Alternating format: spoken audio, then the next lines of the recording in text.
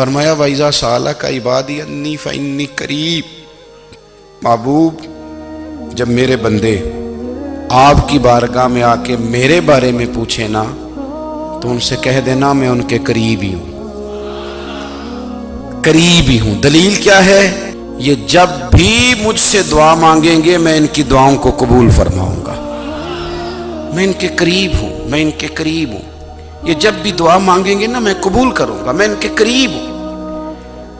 اللہ تبارک و تعالیٰ کے بندے اللہ سے محبت کرتے، رب کی بارگاہ میں جھکتے، اس کو اپنے دکھ سناتے، اس کے پیارے محبوب صلی اللہ تعالیٰ علیہ وسلم کا وسیلہ لے کے اس کے حضور حاضر ہو جاتے، پیشانیاں سجدوں سے روشن ہوتی۔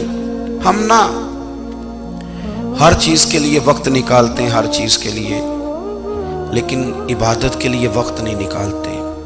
ہر شے آباد ہے، ہر شے، ہماری فیس بک بھی آباد ہے، واٹس ایپ بھی آباد ہے، ہمارے ٹویٹر بھی آباد ہیں، ہماری ہر چیز آباد ہے۔ سب سے کم آباد ہمارا مصلی رہ گیا ہے، سب سے کم۔ وہ لوگ اب ڈھونڈنے سے ملتے ہیں جن کی بغل میں مصلی ہوتا تھا۔ میرے بھائی آپ کتنا کو دنیا کے پیچھے بھاگو گے تھکا دے گی، کتنا دولت کے پیچھے بھاگو گے تھکا دے گی۔ آپ جب اپنی زندگی میں جمع تفریق کرو گے نا تو مرتے وقت احساس ہوگا کہ سارا کچھ تو لوگوں کے لیے کیا، اپنے لیے تو کر ہی کچھ نہیں سکے۔ اور ہم عبادت کے معاملے میں بہانے بازی بھی کرتے ہیں۔ ہم کہتے ہیں اوہو رزق کمانا بھی تو عبادت ہی ہے نا، تو میں حلال روزی کے لیے جا رہا ہوں، یہ بھی تو عبادت ہے نا۔ میری طرح کے لوگ کہہ دیتے ہیں کہ میں سویرے اٹھ کے مدرسے میں کچھ اسباق دیکھتا ہوں تو یہ بھی تو عبادت ہے، میں بیان کرنے کے لیے مطالعہ کرتا ہوں تو یہ بھی تو عبادت ہے نا، اتنے لمبے سفر کر کے ملک میں دنیا میں گھومتا ہوں تو یہ بھی تو میں عبادت ہی کر رہا ہوں۔ اب اسپیشل نفلوں کے لیے وقت کس طرح نکلے، اسپیشل کر کے تسبیح میں کیسے چلاؤں، میں سارا کچھ ہم بہانے بنا لیتے ہیں نا۔ میرا سوال یہ ہے کہ یہ ساری باتیں صحابہ کو، نبی کریم کو، دیگر لوگوں کو بھی تو پتہ تھی نا، لیکن آپ غور تو کریں 23 سال حضور کو وقت ملا، مختصر وقت ظاہراً تبلیغ کرنے کے لیے، پوری دنیا میں دین بھی پھیلانا ہے۔ گھر میں 11 ازواج ہے، 4 بیٹیاں ہیں، ان کی اولادیں، سارے کام کاج بھی دیکھنے، لیکن سیدہ طیبہ طاہرہ حضرت عائشہ صدیقہ رضی اللہ تعالیٰ عنہ فرماتی ہیں سارا دن تبلیغ کرتے، ہر غلام کے دکھ سنتے، گھر میں آتے تو اپنے گھر والوں کا خیال کرتے، کام میں ہمارا ہاتھ بٹاتے۔ قربان جاؤں، کہتی ہیں زمانہ سارا سو جاتا لیکن آمنہ کے لال مصلی بچھا لیتے۔ دنیا سو گئی، ساری سب سو گئے، جو خدام تھے، وہ جو غلام تھے وہ سو گئے۔ صحیح مسلم میں لفظ ملیں گے، سیدہ پاک فرماتی ہیں او میرے نبی کے غلاموں، میں نے یہ رنگ بھی دیکھا ہے کہ حضور نے اتنا کھڑے رہے، اتنا قیام کیا، اتنا قیام کیا کہ مقدس پیروں میں ورم آ گئے، سوج گئے پیر، اتنے بڑے۔ دل پہ ہاتھ رکھ کے نہیں بتا سکتا کہ میرے کبھی نماز میں پیر سوج گئے، کوئی نہیں بتا سکتا۔ بچوں کی روٹی کماتے تھک گئے بات الگ ہے، ہم سیر کرنے گئے تو تھک گئے بات الگ ہے، لیکن عبادت میں یہ بھی تو مسلم شریف ہے نا، یہ بھی تو دین ہے نا، یہ بھی تو حضور کی سنت ہے، یہ بھی تو وہ چیز ہے جو کریم کی آنکھوں کی ٹھنڈک ہے۔ سیدہ فرماتی ہیں پیروں میں ورم آ گئے، اور ساری رات ہی حضور نے نماز پڑھی اور ایک ہی آیت بار بار دہرائی۔ مسجد نبوی میں بلال حبشی نے فجر کی اذان دے دی اور حضور ابھی مصلی پہ تھے، کریم فارغ ہوئے، میں نے عرض کی یا رسول اللہ صلی اللہ علیہ وسلم آپ کے تو صدقے اللہ اگلے پچھلوں کے گناہ معاف کرے گا، تو آپ اتنی آہوزاری کیوں فرماتے ہیں؟ آپ تو شفیع ہیں، آپ تو انبیاء کے امام ہیں۔ تو حضور نے فرمایا عائشہ تم نے گنوایا ہے نا میرے اللہ کی مجھ پر کتنی رحمت ہے، افلا اکون عبدا شکورا، فرمایا اگر اس نے اتنی نعمتیں دی ہیں تو کیا میں اس کا شکر گزار بندہ نہ بنوں، میں شکر گزار بندہ نہ بنوں اس کا؟ پھر اگر اتنی نعمتیں اس نے دی ہیں، مجھے اتنا نوازا ہے، تو پھر میں اس کے سامنے سجدے نہ کروں؟ او میرے بھائی، بڑے قابل فخر لوگ ہیں ہم کہ ہم نبی پاک کے غلام ہیں، ہم قابل فخر ہیں کہ نبی کریم کے غلام ہیں، کیا کبھی اس غلامی کے شکرانے میں بھی 2 نفل پڑھے کہ یا اللہ تیرا شکر ہے تو نے ہمیں حضور کا غلام بنایا ہے؟ یاد رکھیں کہ اپنی روحانی زندگی کو آباد کریں، استغفار پڑھیں، تسبیحات کریں۔ حضرت عبداللہ ابن عمر رضی اللہ تعالیٰ عنہ حضرت عمر کے صاحبزادے ہیں، مکہ مکرمہ میں ان کی قبر ہے۔ میں نے جب انہیں پڑھا تو مجھے ان سے بڑا پیار ہو گیا، لیکن آپ کو پتہ ہے وہاں جا کے کسی شخص کا مزار تلاش کرنا یا پوچھنا ایک مشکل کام ہوتا ہے۔ تو ایک دفعہ میں مکہ شریف میں حاضر تھا، تو ایک گاڑی والا ڈرائیور مجھے کہنے لگا کہ مولانا میں آپ کو جانتا ہوں، مجھے آپ سے محبت ہے، ایک بات بتاؤں آپ کو؟ میں نے کہا بتاؤ۔ کہنے لگے حضرت عبداللہ ابن عمر کی قبر دیکھنی ہے۔ میں نے کہا یہ تو نہیں کہہ رہا، یہ کسی نے بندوبست کرایا ہے، یہ اللہ نے تیرے دل میں بات ڈالی ہے، یہ ہو گیا، تو لے چل مجھے۔ حضرت عبداللہ ابن عمر کو نبی پاک نے فرمایا تھا راجل صالح، یہ نیک بندہ ہے، یہ متقی آدمی۔ حضرت عبداللہ ابن عمر رضی اللہ تعالیٰ عنہ سیدنا فاروق اعظم رضی اللہ تعالیٰ عنہ کے صاحبزادے ہیں، اور ان کی ہمشیرہ سیدہ حفصہ رضی اللہ تعالیٰ عنہ حضور کی زوجہ محترمہ۔ ایک دن اپنی ہمشیرہ سے کہنے لگے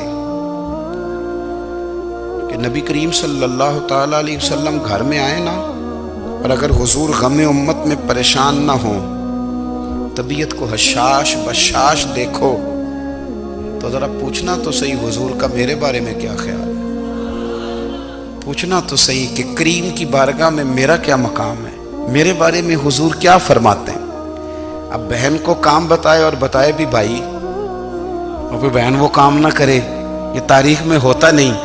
حضرت عمر فاروق رضی اللہ تعالیٰ عنہ کی صاحبزادی ام المومنین رضی اللہ تعالیٰ عنہ فرماتی ہیں کہ میں تو بس منتظر تھی، انہوں نے تو کہا تھا نا کہ اگر تم حشاش بشاش دیکھو تو بات کرنا، لیکن حضور تشریف لائے، میری باری تھی، میرے گھر تشریف لائے، کھانا پیش کیا تو فوراً میں نے عرض کی حضور ایک بات پوچھنی تھی۔ تو حضور نے فرمایا پوچھئے۔ میں نے عرض کی حضور میرے بھائی عبداللہ ابن عمر کے بارے میں آپ کا کیا خیال ہے؟ نوجوانوں میری بات پہ غور کرنا، میرے بھائی کے بارے میں آپ کا کیا خیال ہے؟ تو نبی کریم صلی اللہ تعالیٰ علیہ وآلہ وسلم نے میری طرف دیکھا، اور پھر حضور زیر لب تھوڑا مسکرائے، اور بریلی کے امام کہتے ہیں کہ حضور مسکرا دیتے تھے نا تو جو بڑا دکھی ہوتا تھا وہ بھی ہنس پڑتا تھا۔ اب سوال پیدا ہوتا تھا کہ پھر تو اس مسکراہٹ کے لیے انتظار کرنا پڑتا ہوگا کئی مہینے کہ حضور مسکرائیں تو رونے والے ہنسیں، تو اعلیٰ حضرت فرماتے نہیں، انتظار نہیں کرنا پڑتا، یہ مسکراتے رہنا تو حضور کی عادت ہے۔ جس کی تسکین سے روتے ہوئے ہنس پڑے، اس تبسم کی عادت پہ لاکھوں سلام۔ یعنی یہ تو عادت ہے حضور کی مسکراتے رہنا، اس کے لیے انتظار نہیں کرنا پڑتا۔ بھائیو آپ خیال رکھیں گے، غور کریں گے، حضرت عبداللہ ابن عمر رضی اللہ تعالیٰ عنہ کے بارے میں پوچھا تو سیدہ فرماتی ہیں کہ نبی کریم صلی اللہ تعالیٰ علیہ وسلم نہ زیر لب مسکرائے اور فرمایا حفصہ تیرا بھائی ہے تو اچھا، لیکن میں نے سنا ہے کہ عشاء کی نماز پڑھتا ہے تو فجر تک سویا ہی رہتا ہے۔ او نوجوانوں، 10 بجے تک سونے کی بات نہیں ہوئی، 9 بجے تک سونے کی بات نہیں ہوئی، 11 بجے اٹھنے کی بات نہیں۔ حضور فرمانے لگے میں نے سنا ہے کہ عشاء کی نماز پڑھ کے سو جاتا ہے اور فجر تک سویا ہی رہتا ہے، اسے چاہیے کہ تہجد کے وقت اٹھا کرے، اللہ کی بارگاہ میں حاضر ہوا کرے، آہوزاری کرے، سجدے کرے، عبادت کرے، اٹھتا ہے اور فجر میں جا کے اٹھتا ہے۔ حضرت جناب حفصہ رضی اللہ تعالیٰ عنہ کہتی ہے میں نے جناب عبداللہ ابن عمر کو پیغام دیا اور میں نے کہا میرے جوان بھائی سن، نبی پاک نے فرمایا ہے تو اچھا پر تہجد میں نہیں اٹھتا، نفل نہیں پڑھتا۔ او میری ملت کے جوانوں، مزہ نہیں آ جاتا جب ساری دنیا سوئی ہو، ساری دنیا، اور بستر بھی گرم ہو اور نیند بھی پورا غلبہ کر رہی ہو، اور اچانک گھنٹی بجے دماغ میں، آنکھ کھلے، گھڑی پہ نظر پڑے، 3:30 4 بجے کا پیغام گھڑی بتائے، اور کوئی چڑھتی جوانی والا اٹھ کے وضو کرے، اور جب وہ مصلی کھول کے بچھائے تو مدینے والے محبوب کہتے ہیں کہ ہر نماز پہ رب ثواب دیتا ہے، اور جو اٹھ کے تہجد کی نماز پڑھے اسے دیکھ کے تو رب مسکراتا ہے، جو اس کی شان کے لائق ہے، جو اس کی شان کے لائق، وہ مسکراتا ہے، خوش ہوتا ہے کہ میرا بندہ تہجد میں اٹھ گیا، وہ مسکراتا ہے۔ کاش ہماری صبحیں کبھی اپنے مالک کے نام ہو جائیں، کاش کے صبح حضرت ابو الحسن رحمۃ اللہ تعالی علیہ حضرت معاذ ابن جبل رضی اللہ تعالیٰ عنہ کے پاس بیٹھا کرتے تھے، فرماتے ہیں ان سے جو پیار بڑھا تو پھر میرا مصلی سے بھی بڑھ گیا۔ تابعی ہیں، فرماتے ہیں صحابی رسول سے محبت ہوئی تو ذکر سے بھی ہو گئی، پھر درود شریف سے بھی ہو گئی، محبت ان سے بڑھی تو پھر اللہ نے مسجد کا پیار بھی بڑھا دیا۔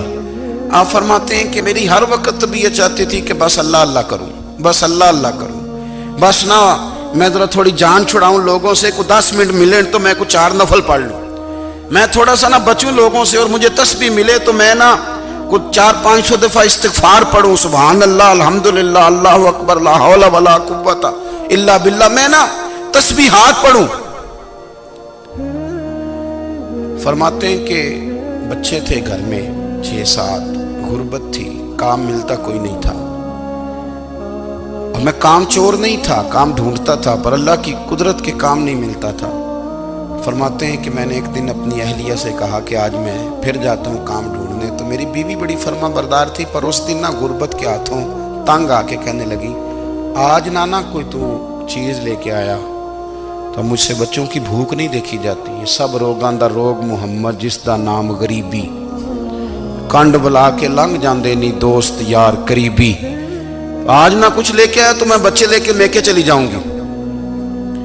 شیخ فرماتے ہیں کہ میں بڑا پریشان گھر سے نکلا، پر میں نے صبح سے لے کے زور تک کام ڈھونڈا، کام ملا کوئی نہیں، تو میرے دل میں خیال آیا چلو کام نہیں ملتا تو اللہ اللہ تو کرے نا، چلو بندوں کی مزدوری نہیں ملتی تو رب کریم کی عبادت ہی کرتے ہیں۔ فرماتے ہیں کہ میں نے نا فرات کے پانی سے وضو کیا، نہر کے، شدید دھوپ تھی، ساتھ ریت تھی اور ریت تپ رہی تھی، میں نے اپنا رومال وہیں مصلی کے طور پر بچھا لیا، اور فرماتے ہیں کہ زور سے لے کر عصر تک نماز پڑھی، دھوپ بھی پورے زور پہ، پر میرے سجدے کا ذوق بھی پورے زور پہ۔ فرماتے ہیں سورج بھی چمک رہا ہے اور رب کی عبادت کا ذوق بھی پورے زور پہ، میں سجدہ کروں تو پھر میرا اٹھانے کو جی نہ چاہے۔ میرے استاد لکھا کرتے تھے، یہ ان کا شعر ہے، وہ کہا کرتے تھے مجھے سوز دے، مجھے ساز دے، اور مجھے نیم شب کا نیاز دے، دم سجدہ خود کو میں توڑ دوں، مجھے ایسا ذوق نماز دے، اور میں تیری بہار کا پھول ہوں، میں کھلا بھی ہوں تو تیرے لیے، مجھے میری شاخ سے توڑ لے، مجھے اپنی زلف کا ناز دے۔ بھائی فرماتے ہیں کہ عصر تک میں نے نفل پڑھے، دل ڈھلنے لگا، عصر کی نماز پڑھی اور میں وہاں سے چلا۔ اب میں جب نکلنے لگا تو دل میں خیال آیا کہ چھوٹی چھوٹی دیواریں ہیں گھر کی، بغیر کچھ لیے جاؤں گا تو بیوی دور سے دیکھے گی تو شور کرے گی کہ پھر خالی ہاتھ آ گیا ہے۔ کہتے میں نے اپنے اسی رومال میں جس پہ میں نے نماز پڑھی تھی نا، رومال میں کی آخی دے پنجابی جی صافہ، کہتے ہیں اسی میں نا میں نے کچھ ریت بھر لی کہ وہ دور سے دیکھے گی تو سمجھے گی کچھ لے کے آیا ہے، چلو جا کے اسے بتا دوں گا کہ آج پھر مزدوری نہیں ملی۔ کہتے ہیں وہ ریت لے کر جب میں گھر میں گیا تو پہلے بیوی دروازے پہ کھڑی ہوتی تھی، پوچھتی تھی خالی ہاتھ آ گئے ہو؟ آج میں نے دیکھا تو ہے ہی کوئی نہیں۔ فرماتے ہیں میں اندر داخل ہوا، سلام لیے، کونے میں میں نے وہ رومال رکھ دیا اور میں نے آواز دی کہ بھلی مانس کہاں ہو؟ تو وہ کہنے لگی آپ منہ ہاتھ دھو لیں، میں روٹی لے کے آئی۔ میں نے کہا روٹی کہاں سے آ گئی؟ یہاں تو کئی دنوں کے فاقے، تو کئی دنوں کی غربت ہے، یہاں تو اس گھر میں تو فقیری ہے۔ فرماتے ہیں کہ وہ روٹی لے کے آئی اور اس وقت کی جو موجودہ نعمتیں تھیں، سمجھ لیں سلاد، اچار، ہر چیز ساتھ لائی۔ میں نے کہا کہ بچے کہاں گئے؟ کہنے لگی وہ کھانا کھا کے کھیلنے گئے، آپ کھانا کھا لیں آ جاتے۔ کھانا اس نے چن دیا۔ میں نے حیرت انگیز لہجے میں ساری نعمتیں اپنے دسترخوان پہ دیکھ کر کے بیوی سے پوچھا یہ کہاں سے آیا کھانا؟ بچوں کو تو نے کہاں سے کھانا کھلایا؟ یہ سارا کچھ کیسا ہے؟ کہنے لگی پتہ نہیں آج آپ کس کریم کی مزدوری کرنے چلے گئے تھے۔ پتہ نہیں کس کریم کی میرے گھر میں تو اتنی نعمتیں آئی ہیں کہ مجھ سے سنبھالی نہیں جا رہی، اتنا اناج ہے، اتنا گندم ہے، کس کریم کے دروازے آج چلے گئے تھے؟ یہ کہتے کہتے وہ اٹھی اور اٹھ کر کے کہنے لگی پہلے ہی بڑا کچھ آیا تھا، اب کیا لے آئے ہو؟ اور جا کر کے نا اس نے وہ ریت والا رومال کھولا، کہنے لگے میں تو لے کے آیا تھا ریت، تو میرے رب نے اسے بھی سونے اور ہیرے بنا دیا تھا۔ جب آپ کی توجہ اللہ کی جانب، میرے نبی پاک صلی اللہ تعالی علیہ وسلم نے فرمایا ہر چیز اپنے رب سے مانگ، ہر چیز مانگ، ہر چیز مانگ۔ یا رسول اللہ کیا کچھ؟ میرے محبوب نے فرمایا تیرے گھر میں نمک بھی ختم ہو جائے تو وہ بھی اپنے رب سے مانگا کر، تو مانگنا وہ تجھے دے گا، تو اس کی بارگاہ میں کشکول طلب دراز تو کرنا۔ اور ترمذی شریف میں عجیب لفظ ہیں، رسول کائنات نے فرمایا، رب کریم فرماتا ہے جب میرا بندہ ہاتھ اٹھاتا ہے نا تو مجھے حیا آتی ہے کہ میں خالی کیسے لوٹا دوں اس کے۔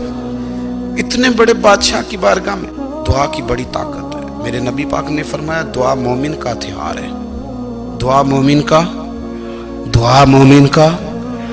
حضور نے فرمایا تقدیر کو سوائے دعا کے کوئی چیز نہیں بدل سکتی۔ دعا مومن کا ہتھیار ہے، یہ کافر کے پاس کوئی نہیں، یہ ہتھیار ہے مومن کا۔ اللہ کرے آپ کو سمجھ آئے، پھر سنیں، کئی بار کہہ چکا ہوں یہ ہتھیار ہے۔ کافر کے مقابلے میں جو تیرے پاس سب سے بڑا ہتھیار ہے وہ دعا ہے۔ دعائیں کرانی چھوڑ دی، کرنی چھوڑ دی، لینی چھوڑ دی۔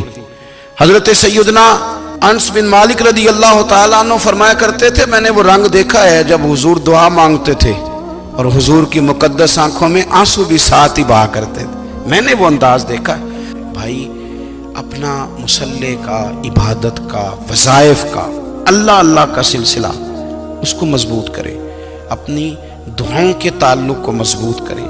دعائیں بڑے انقلاب برپا کر دیتی ہیں۔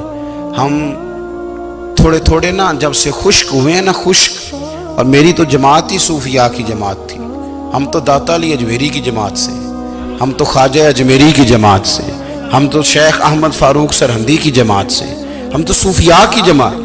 ہماری جماعت نے بھی وہ تعلق جو ہمارے بزرگوں نے بنایا تھا۔ بزرگ اللہ کے قریب کیسے جاتا ہے؟ تو ہمارے یہاں نا بہت سارے لوگ کہتے ہیں جی نظر ہو گئی تو کام ہو گیا۔ بھائی جو بخاری مسلم میں طریقہ ہے نا اللہ کا قرب پانے کا، وہ تو نفل ہے۔